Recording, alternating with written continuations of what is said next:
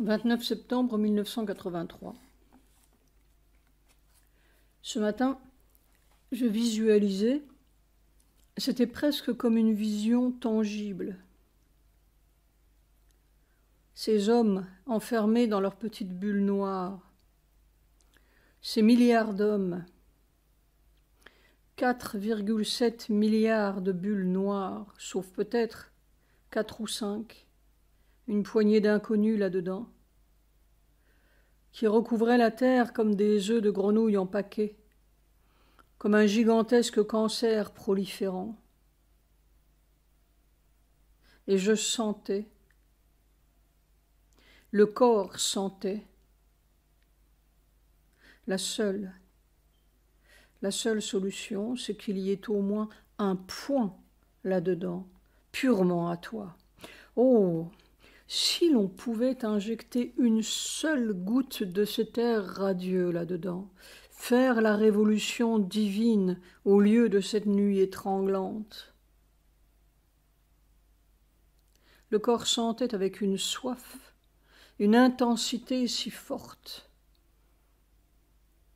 Il suffirait seulement d'une petite pointe d'aiguille pure là-dedans, qui laisse passer le rayon divin. Juste une goutte pure de ça, et tout pourrait changer.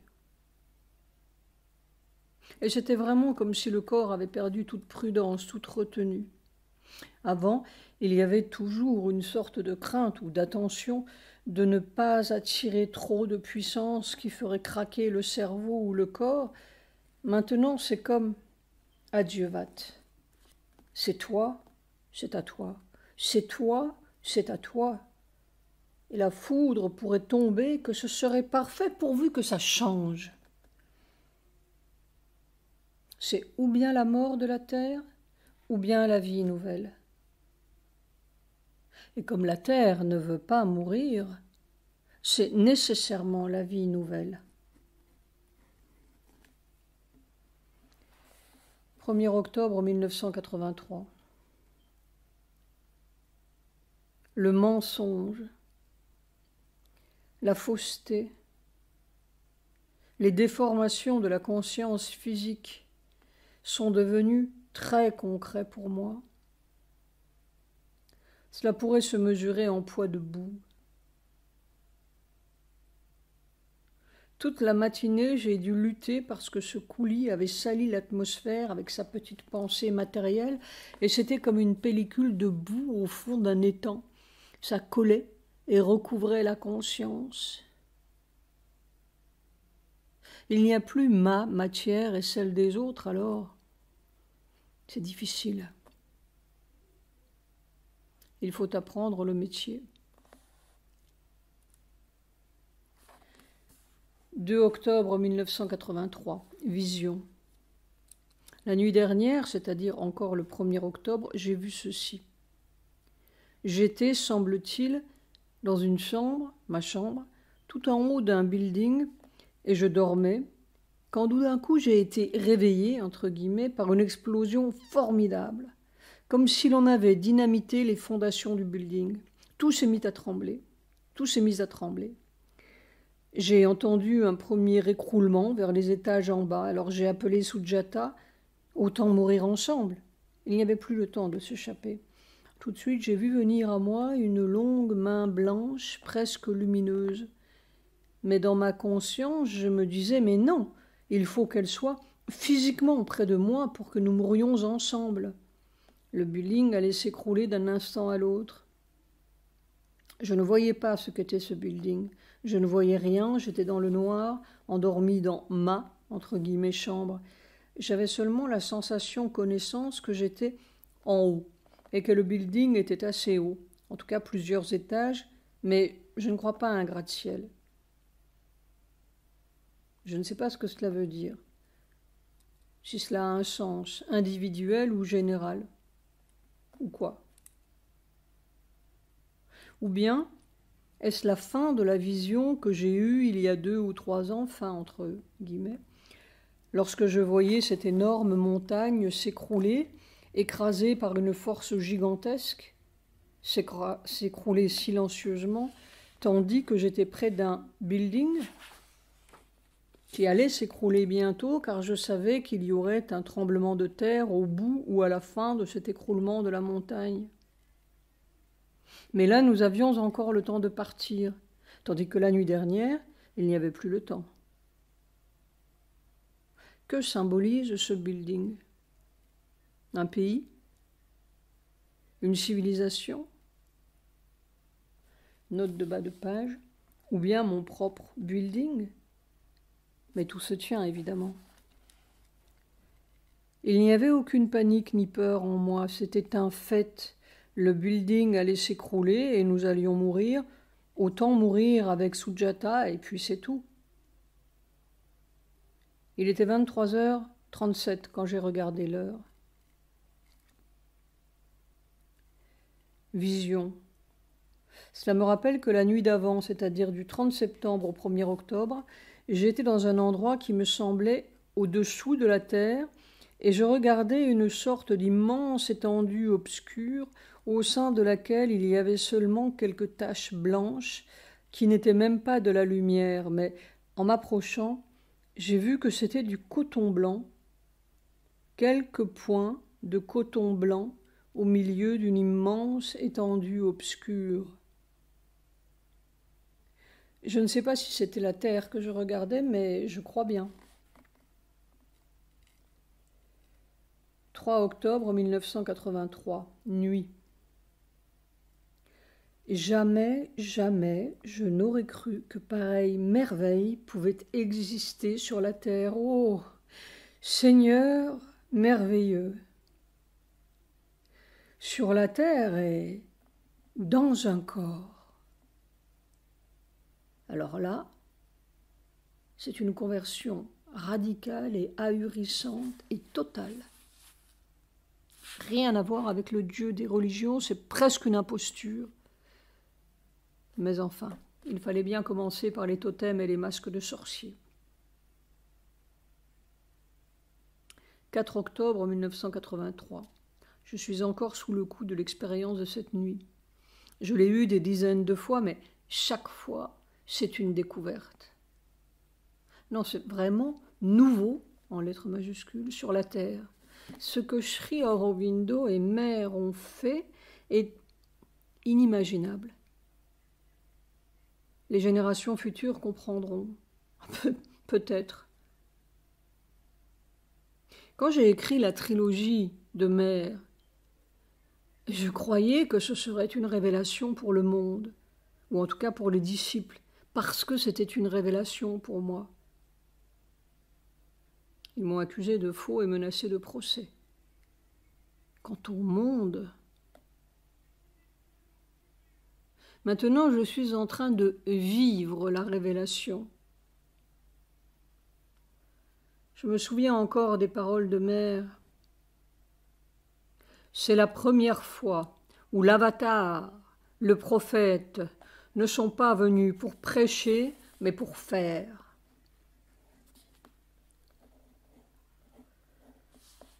Ma question constante reste: comment toucher la terre? Prêcher ne sert à rien dans un monde où tout est sensationnel et nul.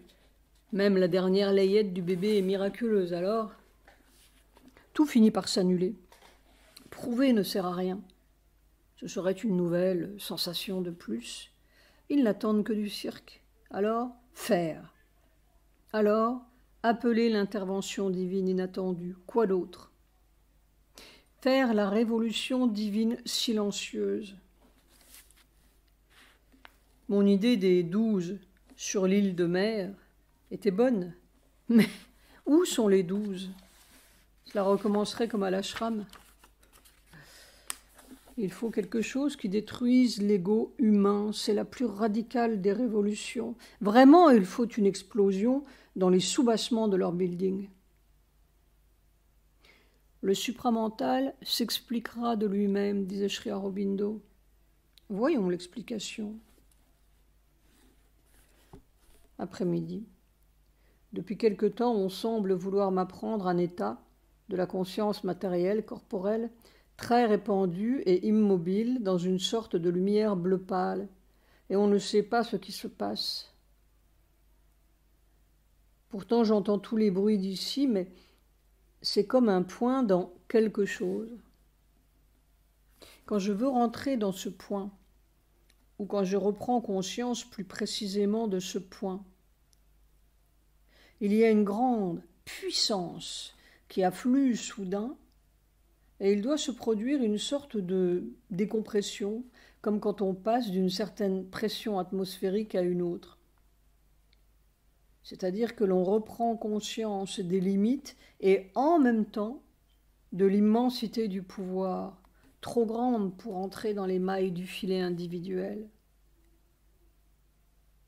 J'essaie seulement d'être aussi totalement que possible ce qu'ils veulent, parce qu'on ne sait pas ce qu'il faut vouloir, ni ce qu'il faut être, ni ce qu'il faut chercher. On ne sait rien. Alors, à toi. Et puis c'est tout. 5 octobre 1983. Limpide, limpide, pour que tu puisses écrire ton histoire nouvelle dans la matière. Pendant tant d'années, 25 années, j'ai aspiré tellement à recevoir purement ce qui venait d'en haut. J'écrivais ces livres comme une prière dans un cristal ardent. Oh, recevoir la chose exacte, transcrire purement cette musique d'en haut. Et maintenant, je m'aperçois que c'est la même chose. Mais c'est leur histoire dans la matière. Oh, transcrire purement. Que cette matière, ces cellules soient si claires qu'ils puissent y imprimer ce qu'ils veulent, l'histoire nouvelle. 6 octobre 1983. Lettre à Carmen, dans les derniers jours de son cancer. En fait, Carmen n'a jamais reçu cette lettre.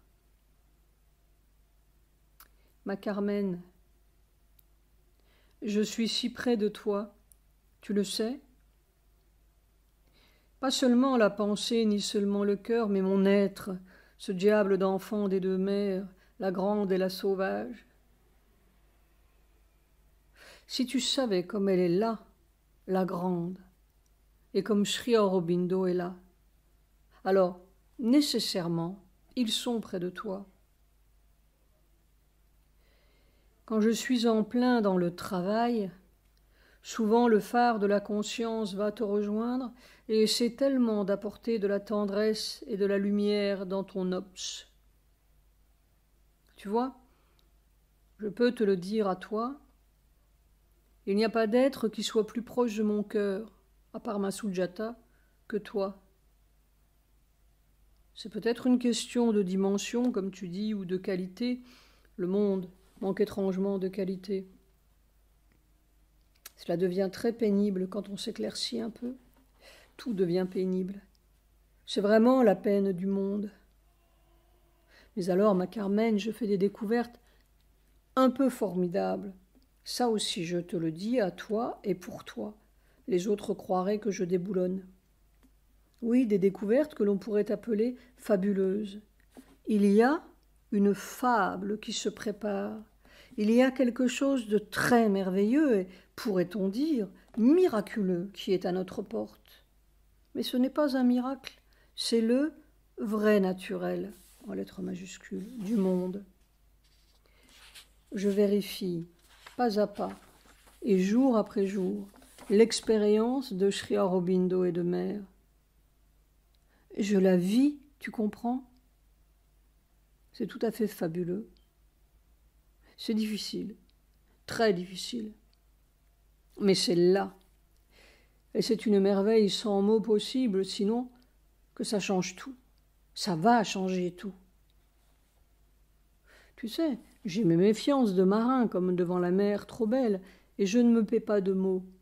Je suis simple, mais c'est une simple merveille.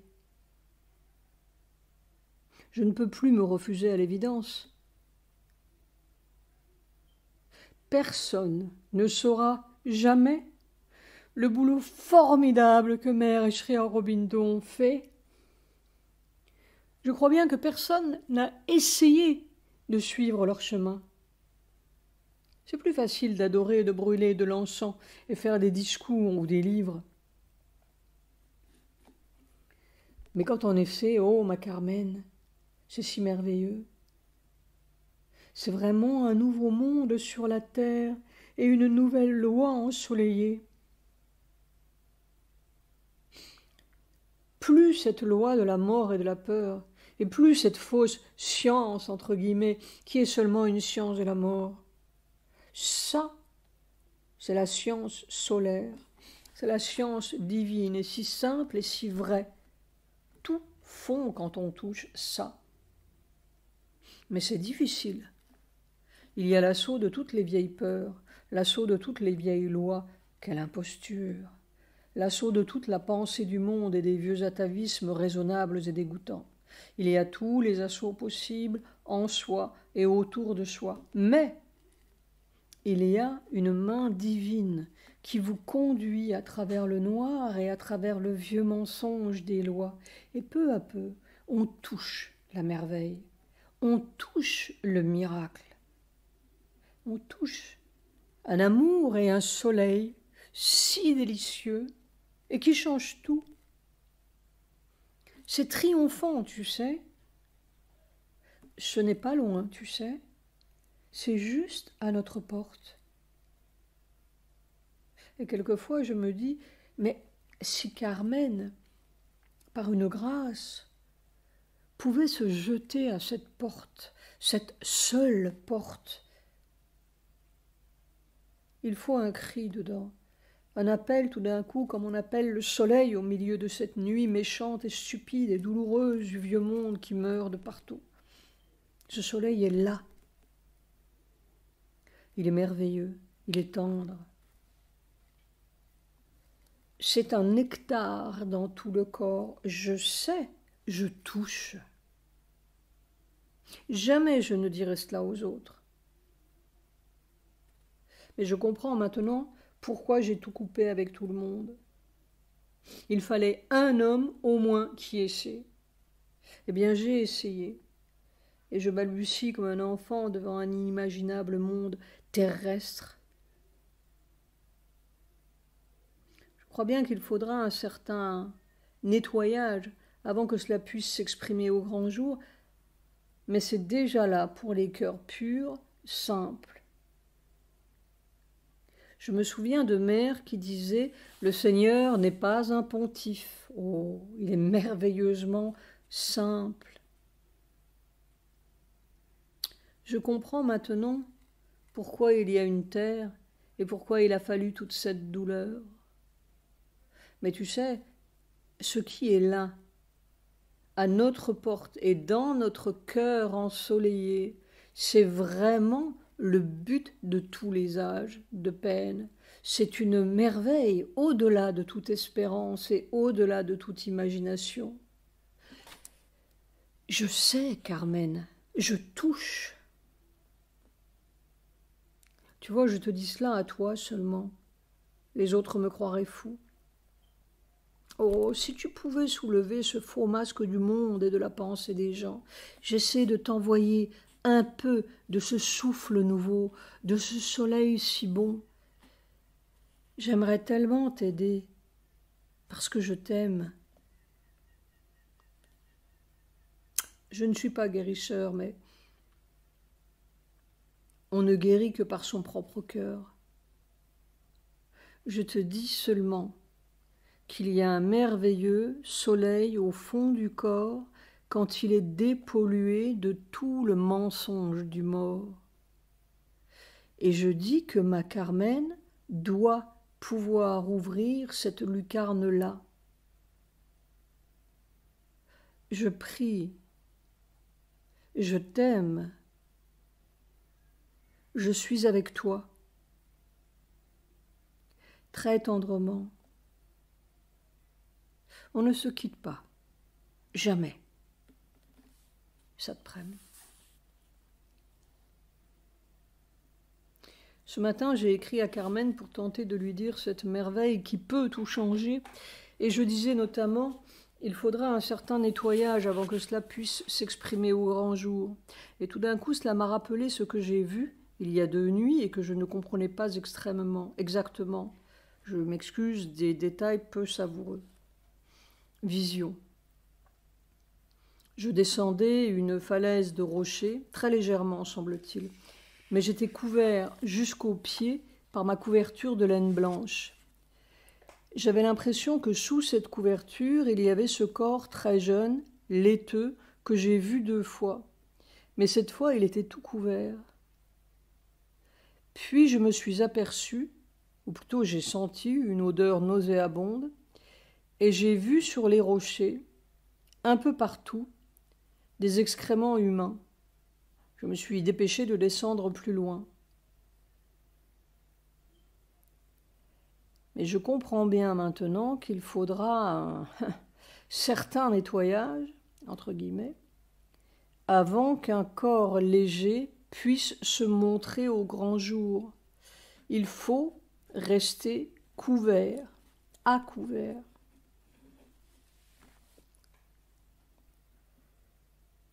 Monsieur Wałęsa reçoit le prix Nobel de la paix. C'est la farce nauséabonde, partout et sous tous les masques. Pourquoi ai-je toujours cette sensation triomphante alors que tout la dément? Après-midi. Pour la première fois cet après-midi, j'ai eu la sensation que c'était le physique même, le corps physique et non la conscience corporelle, l'écorce dirait peut-être mère, point d'interrogation, qui était envahi par la puissance supramentale. Mais alors une puissance gigantesque pour un tout petit corps comme cela, comme un bulldozer qui roule tout devant soi, irrésistiblement. C'était tout d'abord difficile. Le corps ne comprenait pas bien le mouvement, il ne savait pas comment prendre tout ça, prendre comme on prend une vague. Mais avec une parfaite confiance que c'était Sri Aurobindo Mère. C'était un peu éclatant au début. Puis j'ai suivi peu à peu le mouvement et je me suis aperçu que cette puissance formidable semblait entrer par le bas et non par le haut, comme si cela montait du centre sexuel ou même plus bas, d'en bas. Ça entrait comme sous pression, comme une formidable soupape qui pousse l'air comprimé devant soi. Et ça montait sous pression, comme si ça frayait son chemin à travers tout le treillis du corps, ses cellules, ses nerfs, ses fibres, irrésistiblement. Ça emplissait tout, méthodiquement, complètement, avec minutie, et ça montait lentement jusqu'en haut de la tête. Là, c'était un peu difficile à supporter, mais avec la confiance, tout va bien. Et puis, au sommet de la tête, quand ça semblait vouloir tout éclater, il y a eu une sorte d'étalement de la puissance, assez bref, mais soulageant. Et à peine cet étalement s'achevait-il qu'une nouvelle dose sous pression entrait d'en bas et montait comme ramassant tout, emplissant tout, et ainsi de suite, selon un certain rythme presque mécanique. C'était vraiment comme de la puissance sous pression poussée d'en bas par un formidable piston. On avait une sensation rouge, comme ça, quand ça chauffe trop. Au bout d'1 heure, je n'en pouvais plus. Ou plus exactement, le corps commençait à s'essouffler un peu. Je voulais marcher. J'ai arrêté l'expérience qui semblait vouloir continuer indéfiniment. Note de bas de page. C'est le début ou la première manifestation d'une longue expérience capitale qui allait durer 3 ans. Sans doute y a-t-il un lien avec la vision du 2 octobre où l'on avait dynamité les fondations du building. Cela ressemble au phénomène de goutte à goutte, mais ça montait d'en bas au lieu de venir d'en haut. et ça semblait traverser un milieu plus lourd ou plus résistant, d'où la chauffe, que la conscience corporelle. Ce devait être le physique, point d'interrogation entre parenthèses, cette vieille coque physique. La conscience corporelle me donne souvent la sensation d'une sorte de protoplasme souple et gélatineux, translucide, malléable, tandis que ça, c'est plus fibreux, si j'ose dire, ou plus compact et résistant, et opaque aussi. C'est le corps physique, je crois. Est-ce que ce serait le dernier passage entre la conscience corporelle et la physique physique, et le physique physique?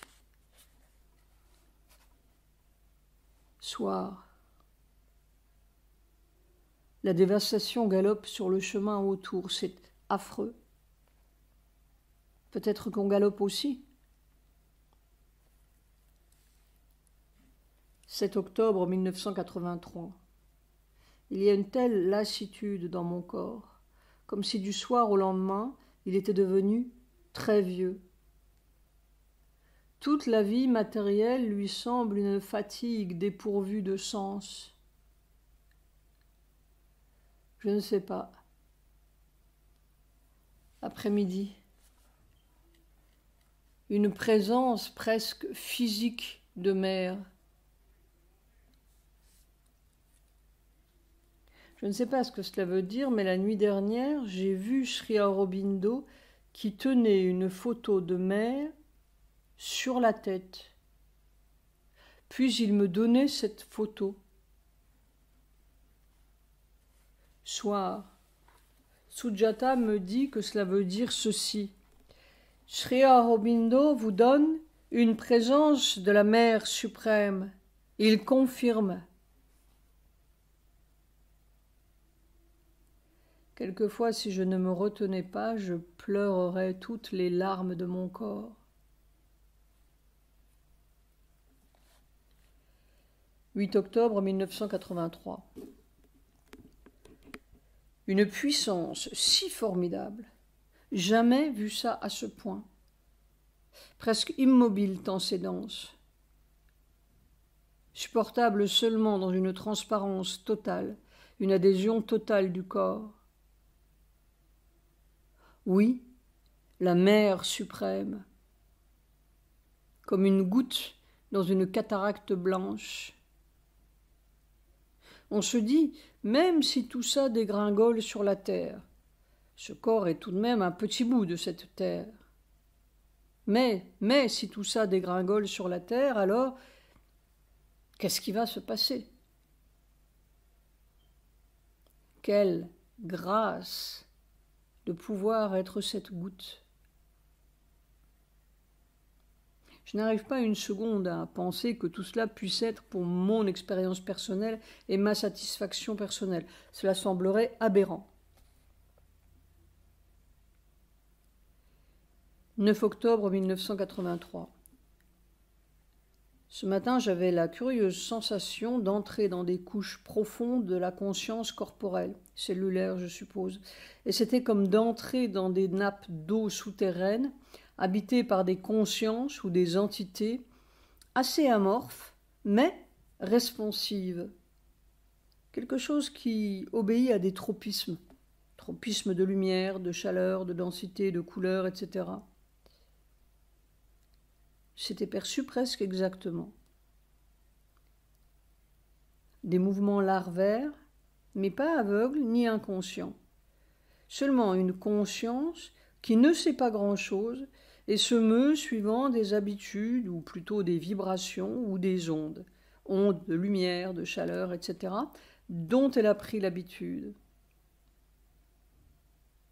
Et alors tout le travail consistait à infuser dans ces couches ou ces nappes profondes, la lumière nouvelle, la puissance nouvelle, l'air nouveau, enfin la nouvelle vibration. Remplacer le vieux mode habituel par le mode nouveau. Et toute cette conscience, entre guillemets, ou semi-conscience amorphe, donnait une impression gélatineuse et souple qui se laissait faire, avec beaucoup de bonne volonté ou de passivité accueillante, si je puis dire. Ça finissait par prendre une teinte bleutée et par devenir un peu translucide. Je ne sais pas.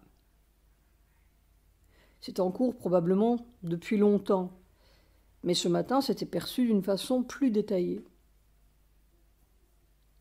En fait, on a l'impression que n'importe quoi peut s'imprimer là-dedans, la maladie et la mort autant que le soleil. Spontanément, elle semble chercher la lumière, mais si on la nourrit d'habitudes pourries, elle doit continuer. En tout cas, c'est quelque chose qui a l'air très sensible à la lumière et aux couleurs. Je veux dire à des variations dans les fréquences vibratoires. Il est certain que cela n'aime pas du tout l'obscurité, encore que cela puisse s'habituer à tout. Mais dès que la lumière nouvelle vient, c'est comme si ça tournait la tête de ce côté-là, et ça se laisse imbiber comme une éponge. J'ai l'impression que c'est un travail dans la substance corporelle.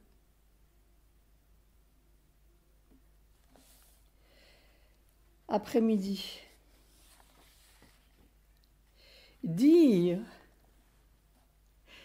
que vous êtes venus sur terre, l'un et l'autre, et qu'ont-ils fait de vous? Je me dis cela souvent et c'est si poignant. Qu'ont-ils fait de vous? Alors, on rêverait dans le cœur de son cœur qu'un homme au moins puisse racheter cette obscurité, cette incompréhension, cet égoïsme barbare et faire ce que vous auriez voulu. Un miracle d'amour vrai, un enfant de vous totalement, purement et absolument à vous, sans égaux. Et si cette malheureuse espèce est intransformable, alors qu'un nouvel être apparaisse sur la terre et marche sur votre chemin ensoleillé. Cet après-midi, je sentais votre présence suprême, si forte. Et c'était comme une adhésion. On ne sait pas ce qu'il faut faire. On peut seulement être votre enfant totalement et de plus en plus, avec amour. Soit on peut parler de la civilisation grecque, de la civilisation égyptienne, indienne, chinoise. Mais la nôtre restera la civilisation, entre guillemets. Civilisation de quoi? De l'égoïsme? De la mort?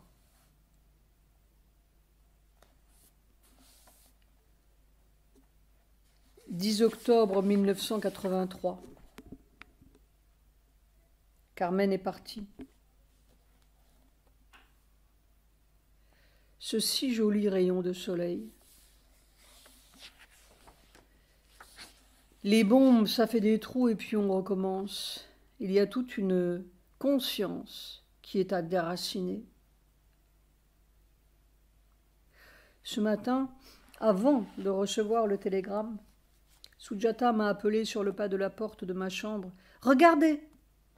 Et on voyait tout en bas de la montagne, au-dessus de la plaine et comme montant de la plaine vers nous, un immense nuage blanc avec une tête et des cheveux au vent, les bras ouverts dans un grand mouvement. C'était absolument Carmen. Elle tendait les bras vers nous. C'était étonnant. Je n'ai pas voulu regarder plus de quelques secondes parce que cela me disait la mort de Carmen. Mais Sujata est restée. Il a donc fallu 24 heures à Carmen pour rassembler sa conscience et venir tout droit nous voir.